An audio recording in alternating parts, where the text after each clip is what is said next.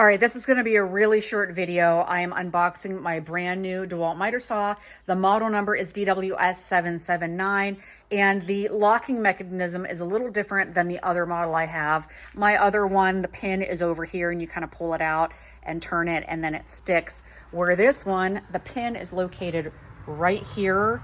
And as you can see, like, you can't push in, you can't pull out. And I'm like, what the heck? There's got to be some secret. So it's really very easy. Let me show you what that secret is. All right, so here's what you have to do. And I don't believe the manual says this. It just points to that part. So what you have to do is take the handle and push down, and then you can easily pull that pin out and unlock your saw.